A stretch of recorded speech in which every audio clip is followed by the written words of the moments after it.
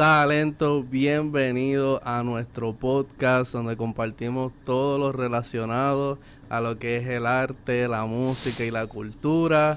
Ya saben que pueden ver nuestra edición número 22, la más reciente, donde estuvimos compartiendo todo sobre la cultura de nuestra isla, todos esos talentos emergentes. Y hoy tenemos a dos invitados de lujo que nos van a estar compartiendo su libro más reciente. Vamos a estar junto al protagonista de este gran relato. Así que si quieren saber más, síganos en las redes sociales como Talento La Revista. Así que le damos un fuerte aplauso y una bienvenida a Bella Martínez y a Francisco Ramírez Pachín. ¿Cómo se encuentran? Muy bien. Y más escuchándote a ti. Tienes una pronunciación clara y precisa. Eso es interesante porque los nervios se calman. Gracias. Claro. Aquí estamos nuevamente con el personaje objeto de mi más reciente entrega literaria, Pachín Ramírez Castillo. Él es Francisco Edmundo Ramírez Castillo, pero todos lo conocemos como Pachín. Le decimos cariñosamente Pachín, debo decir, pero ese apodo cariñoso es un apodo contundente. Un apodo, wow, de verdad, los apodos siempre son importantes porque son ese cariño que nos ganamos de los que nos conocemos, los que nos conocemos. Y de verdad que Pachín, escucharte, porque yo soy así visual a través de las letras de Bella Martínez, escuchar tu historia, de verdad ha sido bien inspiradora.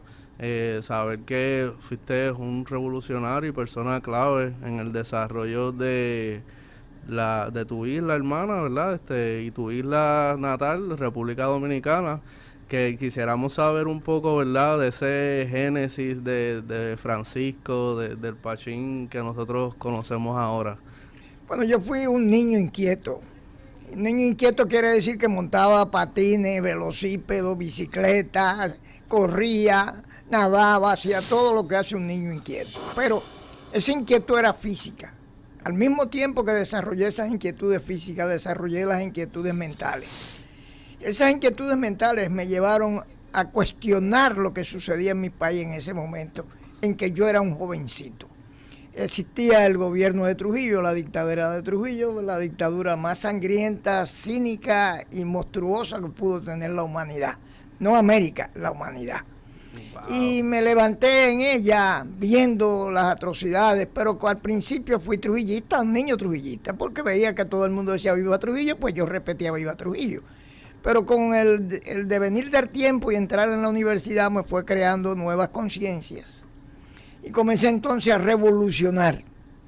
Y intervine, como muchos jóvenes de mi tiempo, en actividades que eran ilícitas para el Estado, que era ilícito realmente, y la juventud democrática de República Dominicana de ese tiempo. Wow, era ilícito, pero era la única forma de hacernos sentir, ¿verdad?, en ese momento. Lo que pasa es que dos males no hacen un bien, y como él bien está explicándonos hoy día, y eso está también bien explicado en el libro, las actividades revolucionarias de las que él participaba eran ilícitas, pero el régimen que prohibía dichas actividades era ilícito antes de que las actividades así. Exacto. que vino primero, el huevo o la gallina. O sea, yo te estoy prohibiendo que hagas X, pero yo, el que prohíbe, está en un régimen que es ilícito para empezar. Así que ellos lo que estaban tratando era de restablecer la justicia y tratar de sobreponerse y sobrevivir una dictadura que, como bien dice Pachín, ha sido la peor dictadura de la que ha sido objeto la humanidad y de la que poco se habla. Nosotros porque estamos cerca de República Dominicana, pero ¿cuántas personas alrededor del mundo no saben que eso sucedió aquí en América? Apenas en el siglo pasado, que es todavía la generación que aún vive, la sufrió. Nosotros tenemos vecinos de República Dominicana que viven aquí. cuyos hijos nacieron aquí y que saben y tienen recuerdo de esa dictadura porque se ha ido hablando, pero se ha ido hablando aquí, en voz baja. Lo que sucede es que, por ejemplo, y te voy a dar un ejemplo que lo va a entender todo el que nos escucha. ¿Quién es la licenciada y ex fiscal federal Martínez? Es simplemente hija de Ramfi. ¿Y quién fue Ramfi? Es el hijo predilecto de Rafael Leónidas Trujillo. Eran de la dictadura. Ramfi fue tan asesino como su padre, es decir, que el padre de esta fiscal fue uno de los asesinos más grandes que hubo en América y sin embargo no tuvo consecuencias. Murió en un accidente de tránsito en París. Wow. Pero no la pagó suficientemente, porque el daño que hicieron a un país en crecimiento fue tan terrible. Y permítame hacer un paréntesis. Yo, cuando jovencito, era trujillista porque lo que oía de mis padres, de mis tíos, de mis tías, mi padrino era el presidente del partido de Trujillo. Es decir, que me crié dentro del ambiente del sistema. Mi padre era trujillista hasta que lo metieron preso por comunista, aunque nunca supo quién fue Lenin y le echaron 1 año de prisión. Es decir, la dictadura era atroz, sangrienta. Y más que eso, lo que da vergüenza es que los Estados Unidos de Norteamérica respaldaran y mantuvieran en el oscurantismo esa dictadura de América, la más atroz de América Latina. Eso es lo que da pena. Wow, de verdad que es bien inspirador escucharte y eres alguien que lo ha vivido y eso nos lleva, ¿verdad?, a que Bella Martínez cuente tu historia en este hermoso libro, A Sangre Fría con Valentía, el que tuvimos el honor y la oportunidad de que Bella nos incluyera en ese pedacito de la historia al diseñar la portada, ¿verdad?, que recoge un pasaje de lo que fue tu vida, pudiste ver de cerca ese régimen militar que despertaron en ti, ¿verdad?, esa filantropía.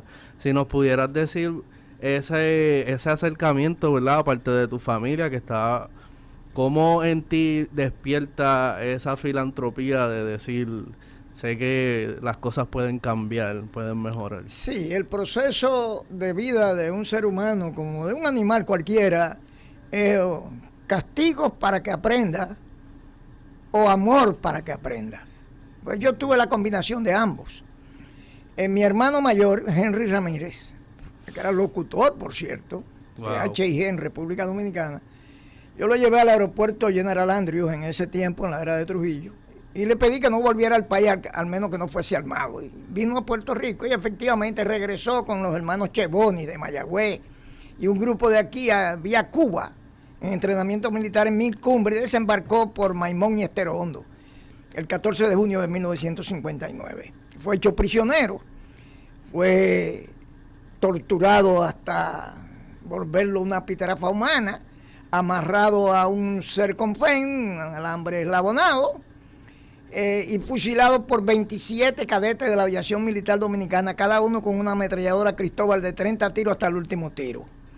Mi cuñado, que presenció ese fusilamiento, dice que la carne era como si fuera asado de tiras. Wow. Volaban sesos, ojos, piernas, narices. Impactante. Por la cantidad de tiros que descargaban sobre cada uno de ellos.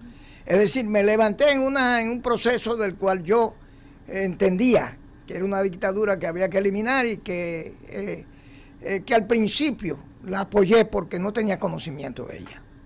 Wow, de verdad nos impacta mucho y como parte de esto, ¿verdad?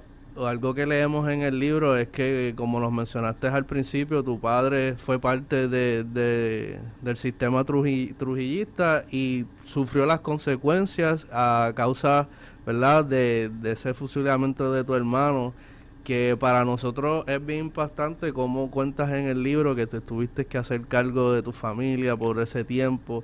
Si nos pudiera relatar un poco más a fondo qué tan duro fue ese año. Sí, mi padre tenía en segundo matrimonio 2 hijos, junto con su esposa, y convivíamos juntos. Yo había llevado, como expresé anteriormente, a mi hermano al aeropuerto, pidiéndole que no volviera al país, al menos que no fuera armado, y eso hizo. fue hecho prisionero, como también dije, fue torturado hasta lo indecible y fusilado por 27 cadetes, entre ellos los 2 hijos de Horacio Martínez, aquel célebre pelotero de ese tiempo, compañero de estudios de nosotros en la calle Colón frente a Fortaleza. Es decir, que compañeros de estudio de nosotros, de jugar al topado, las 4 esquinitas, tuvieron que ser fusiladores de mi hermano. Yo me imagino el sentimiento que debe haberse producido en el corazón de los Martínez en ese momento, viéndose que tenían que fusilar a Henry Ramírez. Pero la realidad es que eso lo que hizo fue que forjó creencias diferenciales de las que mi padre entendía que eran las adecuadas. Mi padre era trujillista. Se levantó en el sistema, su familia era un bien posicionado funcionario público y naturalmente tenía todas las facilidades que el poder daba y entendía y decía en cada sitio de mesa de comida o de cena o de desayuno que gracias a Trujillo pues me levanté con esa formación de que hasta lo que yo comía era gracias a Trujillo. Imagínate si le podía dar gracias no a Dios, sino al jefe. Y eso hizo que nos formáramos como trujillistas, naturalmente, hasta entrar en la universidad, en el cual ya hay nuevas corrientes.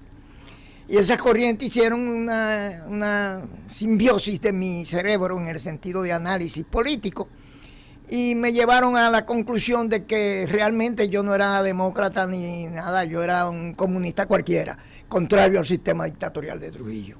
Porque todo el que estaba en contra del sistema era comunista. Ahí no había socialdemócrata ni había nada de esos términos. Y América Latina completa, la OEA, la nación más poderosa del mundo, mantenía ese sistema de terror en Santo Domingo. Era un sistema totalmente de terror. Hubieron fusilamientos, violaciones. Wow. Una cosa increíble. Y todavía es todavía. Y no se ha escrito toda la maldad de la era de Trujillo. Es decir, ¿por qué? Porque naturalmente hay intereses muy reservados. Y ya expliqué que entre ellos su nieta era fiscal federal y ex fiscal federal aquí en Puerto Rico. Y brillante. Pero la realidad es que su abuelo fue uno de los dictadores más sangrientos que ha dado el mundo. Eso está increíble, Pachín. Y en este relato hay mucha verdad, mucha historia. Ahora que estamos hablando del sistema de Trujillo, me sale esta pregunta. ¿Pudiste presenciar lo que fue las hermanas Mirabal, verdad? Que fueron las mariposas de no la solamente isla. Que pude presenciar. Yo estaba en el 5º año de ingeniería en 1959 y entraba en el primer año de ingeniería María Teresa Mirabal, la más hermosa de las 3, porque tenía un pelo largo que le llegaba hasta el fundillo y era una cosa extraordinaria como mujer y fue impresionante para todos los estudiantes de ingeniería de ese año. Sin embargo, fue vilmente masacrada junto con sus 2 hermanas por la dictadura de Trujillo y todo eso se quedó como si no hubiese sido nada. Eso es lo triste. Eso es increíble.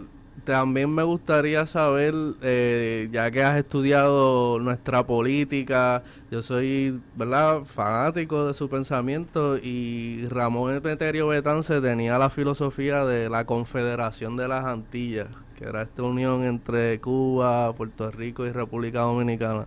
¿Es algo que compartes? ¿Es algo que en algún momento visionaste?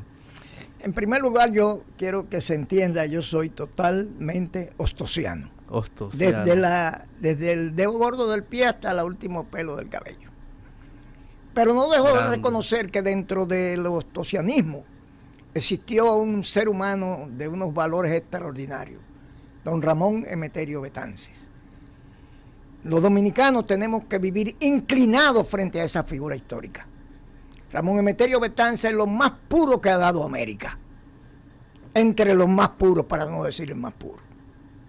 Ese es el concepto que tengo de don Ramón Emeterio Betances. Importante que lo dejes aquí dicho en nuestro podcast. Bella Martínez está aquí con nosotros también y es la gran escritora de este libro. Ella también ha sido colega de nuestra revista y siempre nos comparte sus artículos de música y de salsa.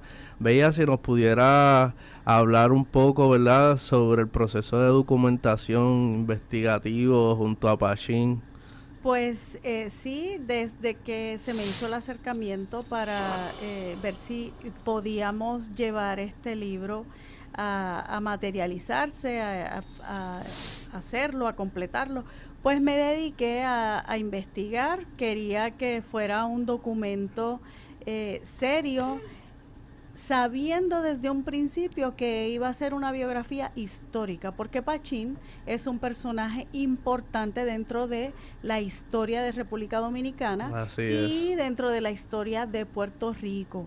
Una de las cosas que más me llamó la atención, y sí podemos regresar al proceso de documentación, llegué a coincidir con Pachín en 2 viajes, uno a España en noviembre del año pasado y uno a República Dominicana en febrero. Allí le tomé fotos a todos los lugares a donde él había ido, a donde había vivido, lugares que habían sido importantes para él, como por ejemplo la biblioteca. La biblioteca fue parte crítica, parte fundamental del proceso de formación de ese pensamiento revolucionario, claro, porque luego de que Pachín sobrevive una enfermedad que en aquel momento era mortal, el tifo negro, hubo una plaga, una epidemia. Todo el que se contaminó o todo el que se contagió y el que sufrió de tifo negro moría. Pachín recuerda tener el ataúd de pie en la esquina de su habitación esperando por su cuerpecito cuando sucumbiera ante el tifo negro. Pasa que Pachín, pues gracias a Dios, sobrevivió. Todo esto para decir que Pachín quedó físicamente débil. Entonces él compensaba esa supuesta debilidad, y digo supuesta porque no hay tal debilidad física, sino que hubo un superpoder mental, y él se refugió en la biblioteca, como él mismo se denominó en aquel momento, y se convirtió en un ratón de biblioteca. En esa biblioteca donde él desarrolló sus ideas, donde él formó su liderazgo revolucionario, porque él dice que fue revolucionario, sí fue revolucionario, pero fue un líder dentro de los revolucionarios, un comandante dentro de esos revolucionarios. Y allí, en aquella biblioteca donde se formó su pensamiento, allí estuvimos juntos, hablamos. Es un lugar ahora donde se fomentan las artes, se le dan clases de... es como un colegio tecnológico para personas en desventaja social y financiera, y allí se le enseñan oficios inclinados hacia las artes, ¿no? Y en aquella biblioteca hablamos, estuve en la pila bautismal, en la capital primada de América, donde bautizaron a Pachín, estuvimos en las casas donde él vivió, donde vivía cerca de los tíos, donde en todas las rutas a donde él tenía que cargar el pan, cuando hay un episodio donde Pachín carga unos sacos de pan que eran más pesados que él. Sí, recuerdo. Si puedes recordarlo, sí, que él tenía que arrastrarse prácticamente y descansar contra las paredes, porque decía, si el saco caía al piso o si se posaba en el piso, yo no tenía manera de volverlo a levantar. Wow, recuerdo que desde las las 3 de la mañana lo hicimos a las 3 de la mañana salía yo todos los días con mis 3 sacos vacíos de pan hacia donde Kiko, eran unos 3 kilómetros más o menos, a esperar a que abrieran el despacho para surtirme de pan para la panadería de venta de pan que tenía en mi casa, para poder sostener la familia, porque mi hermano había sido fusilado y mi padre estaba preso por comunista, aunque nunca supo quién fue Lenin. Entonces pues tuve que cargar ese pan, y cargar 3 sacos de pan, yo pesando 87 libras. Wow. Pues era más la libra de pan en mis espaldas que el peso mío físico. Y naturalmente, para descansar, yo lo que hacía era que me recostaba con los 3 sacos de pan contra las paredes para poder descansar el cuerpo, coger ánimo de nuevo, no fuerza, ánimo, que era lo que había, y seguir con mis 3 sacos a la espalda hasta la panaderita de mi casa. Wow, hacer eso todos los días. Todos es los días, un lunes a lunes. sacrificio. De madrugada. Entonces, ese ejemplo yo lo tengo que traer a colación porque ese es un ejemplo de la resiliencia de la hermana República Dominicana, porque muchas personas no lo saben, y si no lo saben, mala suya, se lo vamos a traer a colación ahora. Nuestros hermanos dominicanos fueron un ejército muy respetado por Bolívar y no fue por poca razón. Y esa resiliencia todavía la vemos en las calles de Puerto Rico, todavía la vemos en las calles de República Dominicana, donde otra persona se echaría a morir y diría, no, ya yo no doy más. Ahí estamos metiendo el frente y dando el hombro hasta donde se pueda. Wow, de verdad que es de admirar, y uno de los pasajes de este libro que pude leer en 4 días porque me encantó la historia y me envolví, es que una de las cosas que llegaste a hacer para ir formando tu ejército era transportar armas en el vehículo, en el tanque de gasolina. Si nos pudieras hablar de eso. Contrabandeamos. Yo tenía un carro Fairline 500 Ford y lo llevaba a Radio Guarachita, en la parte cerca del baluarte 27 de febrero, Parque Independencia. Le bajábamos el tanque de gasolina, le abrimos un boquete por arriba, lo llevábamos a los bomberos, que quedaba como unos 400 metros, y le metíamos ametralladora Cristóbal y ametralladora Thompson desarmada, lo tapábamos doblando la tapita que le quitábamos arriba, lo volvíamos y montábamos y echábamos un poco de gasolina y llevábamos gasolina extra en el asiento del carro. En la goma de repuesto, no había tal goma de repuesto, era una goma de tiros, totalmente llena de tiros de ametralladora Cristóbal y Thompson, totalmente llena, cogía 3 chiquiticos de aire. En vez de aire llevaba municiones. Mira, y la montábamos. Y cuéntale la coartada de esos galones de gasolina que ustedes llevaban. Ah, sí, extra. porque el ejército americano pues ya había ocupado en ese proceso.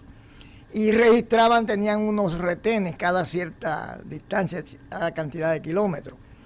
Y metían unos espejos por debajo, unos espejos con un brazo largo a ver si llevaba ametralladoras pegadas o fusiles o revólver. Y naturalmente, como iban dentro del tanque de gasolina y es de metal, ¿a dónde lo van a encontrar? Ahí se equivocaron los gringos. Pero en la goma de respuesta, tiros de todo tipo. Era un poco de aire, para que cogiera un poco de aire, y llevábamos turrones de gasolina, porque lo que cogía el tanque de gasolina era prácticamente nada. Cuando paraban a uno en los retenes, ¿por qué esa gasolina ahí? La gasolina la tengo ahí porque tengo el carburador dañado y cada cierta distancia tengo que hacerlo, pero continuamente llevé armas a todo el sur y a parte del Cibao. Wow, de verdad que eso es de admirar, esa milicia de acá hecha criolla.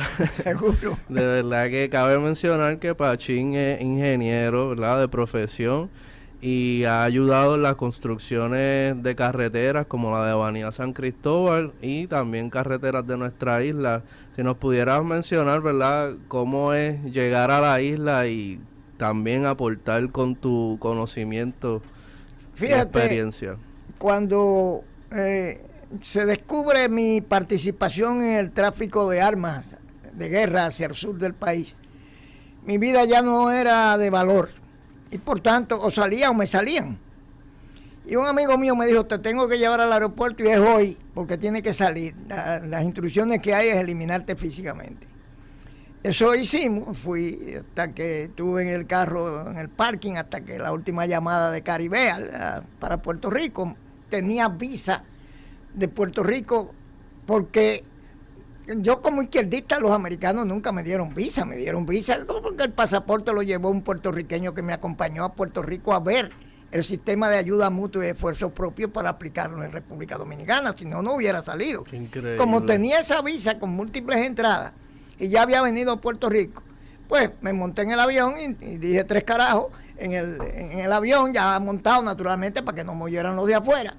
Y llegué a Puerto Rico con la idea no de de quedarme en Puerto Rico, que llevo ya 60 años, sino de contactar a los hermanos Meléndez, los dueños de la clínica Meléndez de Bayamón, eran don Ramón y don Luis, ya en paz descanse, y contactarlos para que me viabilizaran mi seguimiento hacia La Habana en mi formación ideológica y militar. Wow, ese era el destino. Ese era mi destino final. Cuba, qué genial, de verdad que está brutal porque como hablamos al principio, como que esas islas siempre como que han estado interconectadas. En ebullición. Lo que es Cuba, República y Puerto Rico. En mi caso, tuve la oportunidad de identificarme mucho con tu historia y conocer sobre la política dominicana, porque mi mamá, de donde sale el Disla, es dominicana y llegó a Puerto Rico para eso del 89, como las Mojao, y es una historia también de superación y saber que me puedo conectar con usted, que también es dominicano, sobre nuestra historia, sobre ese proceso, ¿verdad? Del sistema, como que pelear el sistema porque tu vida y tu familia están ahí, depende de eso, es muy, muy inspirador. Pachín, aquí en la isla, ¿verdad? Tuviste la oportunidad de conocer el amor. Si nos pudieras hablar sobre quién es tu compañera y qué tan importante ha sido. Bueno, mi compañera es la doctora Ana Marchena Segura, es lingüista, profesora de la Universidad de Río Piedra y del Colegio Universitario de San Juan. Es un extraordinario ser humano desde el punto de vista intelectual. Nos compenetramos porque llevamos conocimientos que nos permiten conversar, por lo menos. Y llevo ya 10 años de vida matrimonial con ese hermoso ser humano que es Ana Marchena Segura. Y le doy gracias a Dios y a Puerto Rico que me permitiera encontrar la felicidad. Mi vida no ha sido fácil. Mi vida estuvo sembrada normalmente de situaciones, para no nombrarlas. De situaciones desde pequeñito con el tifo negro, con mi caja blanca en la sala. Era un enclenque, yo no caminaba, yo me arrastraba en el piso. Después la prisión, el fusilamiento de mi hermano, el encierro de un año por comunista de mi padre, que era el único que aportaba a la familia. Tener que comprar y vender pan y cargar pan a las 3 de la madrugada. Fue una vida que no fue sencilla. Pero me siento muy honrado de haberla vivido, porque la viví con honestidad y con capacidad de servicio. Y yo creo que el hombre, el ser humano que no sirve para servir, mucho menos sirve para vivir. Es decir, que vivo. Amén, de verdad sí. Que ha sido un honor, Pachín, tenerte en nuestro podcast, conocer sobre tu historia y como dijo Bella, estás como pues en el agua porque también ejerces y ejerciste como locutor. Nos estabas hablando sobre algo que estás ideando por ahí en la Casa Dominicana. Si nos pudieras hablar de este proyecto también emblemático que está en el corazón de Santurce. Sí, la Casa Dominicana fue el deseo de nuestros jóvenes de hace 50 años. Nos reuníamos en la Ponce de León, en diferentes sitios, abocados a conseguir un sitio donde reunirnos, convocarnos. Pasaron gobierno tras gobierno, 50 años, ¿cuántos gobiernos habrán pasado? Y cada uno nos ofrecía como pavo de la Navidad política para que votáramos, aquellos que eran ciudadanos americanos, por el partido político de gobierno en ese momento, pero nunca concretaron hacer la Casa Dominicana. Carmen Yulín Cruz Soto invirtió, y lo reconozco y lo reconocemos y lo vamos a reconocer toda la vida, del presupuesto de San Juan, $2.254.000 para convertir una antigua casa de estudios secundarios y primarios de la montaña más alta de Santurce, que es donde está la Casa Dominicana. Sí. Y convertir esa escuela Gautier Benítez en la Casa Dominicana. Conseguimos un sitio donde todo, menos bachata, ron y cerveza, lo hay. damos clases de chino, mandarín, damos clases de español, damos clases de inglés, hacemos actividades teatrales, damos conferencias, expresiones artísticas, estudios, vacunación, que no se hace en la Casa Dominicana. Es un centro de servicio para toda la comunidad, es la casa de todos, no es la Casa Dominicana.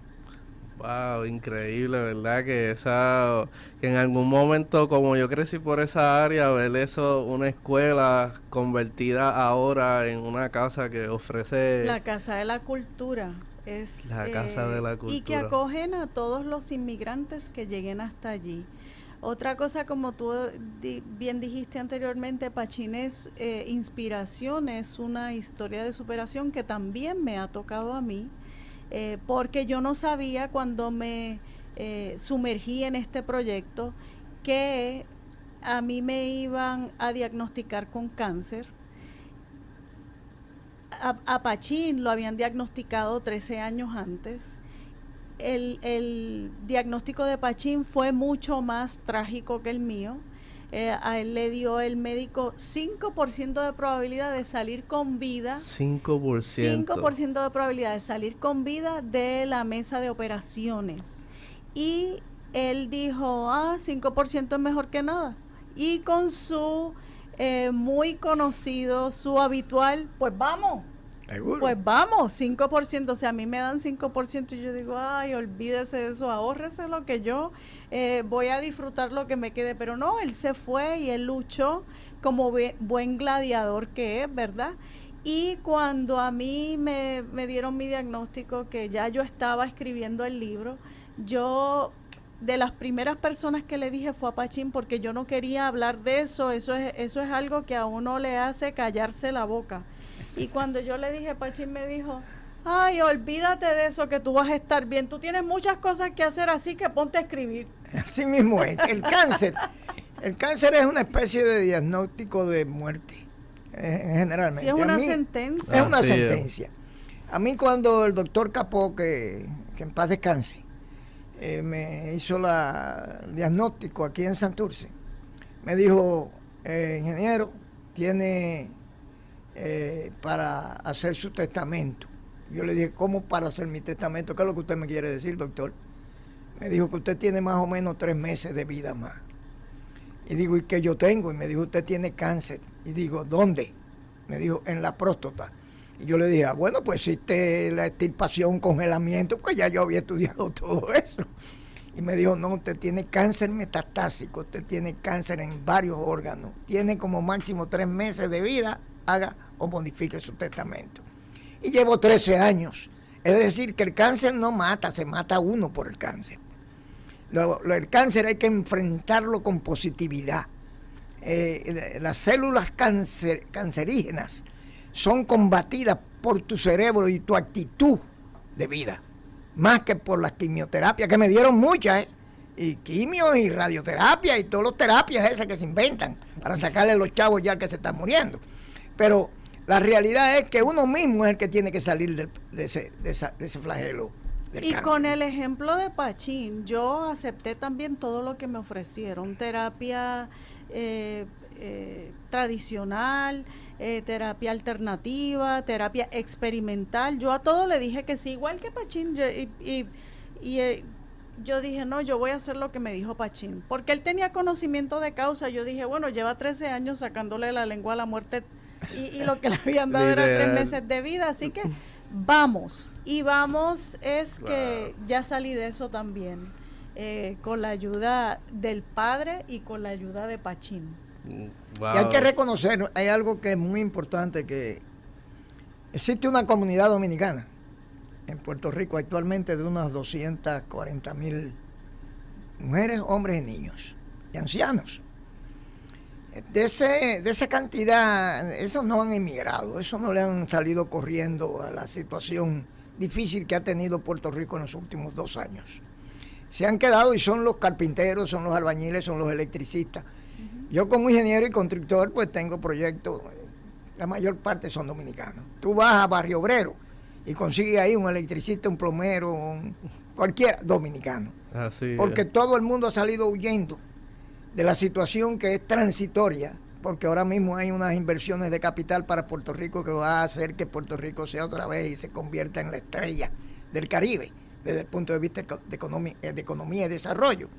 Y van a venir muchos otra vez. Pero mientras tanto, unas 200,000 familias dominicanas han aportado al desarrollo de Puerto Rico. Ya no se puede decir que fue Ramón Emeterio Betance, Eugenio María de Hostos. Ya fue Luis Pérez, Manuel García, Androida Betances, dominicanas simples que atienden ancianos ahora mismo. Tú no consigues aquí, para que tengas una idea, cuidadores de ancianos. Tú no los consigues. Mi mamá fue cuidadora. Y los que consigues son dominicanas y dominicanos. Enfermeros, enfermeras, médicos, ingenieros. Hemos aportado al desarrollo de Puerto Rico y nos hace sentir que podemos levantar la frente junto con el pueblo para que el pueblo, junto con la gente, echen hacia adelante. Wow, de verdad, estoy aquí súper inspirado, impactado con ustedes, que son ejemplos de vida, optimismo y positividad en estos tiempos de adversidad. Así que los felicito por tener esa cara ante la vida. El libro de A Sangre Fría es una documentación de la vida de Pachín y es algo que todos deberíamos leer, pues, porque se relaciona, ¿verdad?, con esa mentalidad de resiliencia de nuestra mentalidad caribeña. Así que le pregunto, Bella, ¿dónde podemos conseguir A Sangre Fría con Valentía? Pues mira, ahora mismo A Sangre Fría con Valentía se puede conseguir en Pizza y Birra de Miramar. Eso queda cerquita del Banco Popular. Hay varios establecimientos allí que son del productor ejecutivo. Lo pueden conseguir también en Amazon. Pero la distribución local es de Leodani Hinojosa Almonte, que él es un dominicano, un empresario dominicano, ejemplo de todos los demás. Él es un empresario que, como dice Pachín, no se ha ido corriendo. Él también está corriendo para una de las posiciones de diputado de ultramar, está activamente haciendo campaña. Él es un político que está en la diáspora dominicana. Tenemos la bendición de contar con él como uno de nuestros constituyentes aquí en Puerto Rico. Él es egresado del programa de Relaciones Internacionales y Política de Harvard. Super. Él es egresado también de la Universidad Interamericana con un bachillerato, es decir, una licenciatura y maestría, pero él también tiene su certificación de Harvard, o sea que él es orgullo dominicano, orgullo boricua, orgullo empresarial, un muchacho relativamente joven para todo lo que ha logrado, y él pues es el productor ejecutivo de esta obra literaria. También el prólogo tenemos que agradecérselo a la doctora Ana Marchena Segura. Ella es doctora en lingüística, catedrática de la Universidad de Puerto Rico. Ella fue decana del Colegio Universitario de San Juan hasta hace unos años. El texto de contraportada de la artista de Manatí, Isabel Zorrilla. Ella es artista plástica, además de poeta y escritora. Ella nos regaló ese texto de contraportada. La portada, ya tú sabes que es obra artística de Félix Disla, un dominriqueño, también orgullo patrio, y es la unión de muchos talentos latinoamericanos. Así es. El cuidado editorial estuvo a cargo de el biógrafo de Willy Rosario, el colombiano Robert Telles. Así Tremendo. que nos unimos todos los que estamos aquí, los que somos de aquí y los que somos de allá. Le tengo que dar las gracias a República Dominicana, que me dio la bienvenida cuando fui a documentarme para poder escribir el libro. Me trataron como una de los suyos, así que, ¿qué te puedo decir? Bendiciones es lo único que hay que buscar una sombrilla. Muchas bendiciones. Muchas bendiciones, de verdad para mí ha sido un honor tenerlos aquí en nuestro podcast.